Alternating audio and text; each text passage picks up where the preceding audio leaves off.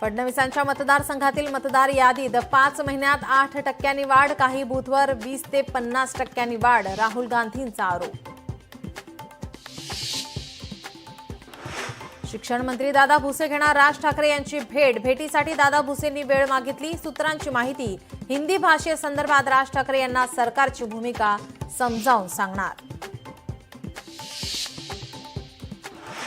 नुसत्या बैठका घेऊन सरकारकडून मराठीची अवहेलना, संजय राऊत यांचा आरोप। हिंदी सक्तीवर अभिनेते नाना पाटेकर, प्रशांत दामले गप्प का, राऊतांचा सवाल। माळेगाव साखर कारखान्याच्या निवडणुकीत क्रॉस वोटिंग, माळेगाव, सांगवी, पणदरे गटात पॅनल 2 पॅनल मतदार न झाल्याचं समोर, सर्वच उमेदवारांची धाकधूक वाढली। मंत्र्यांच्या खासगी सचिवांना प्रशासनाकडून नोटीस, मूळ विभागात हजर होण्याबाबत नोटीस, बेकायदेशीर पद्धतीनं काम करत असल्याचा ठपका, सूत्रांची माहिती।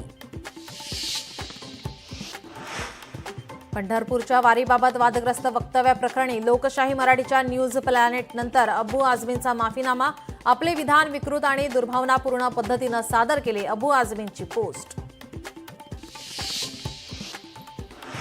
कोल्हापूर धरण क्षेत्रात अतिवृष्टी, राजाराम बंधाऱ्यासह 19 बंधारे पाण्याखाली, पंचगंगा नदीच्या पातळीत 24 तासात 5 फूट 5 इंचांनी वाढ।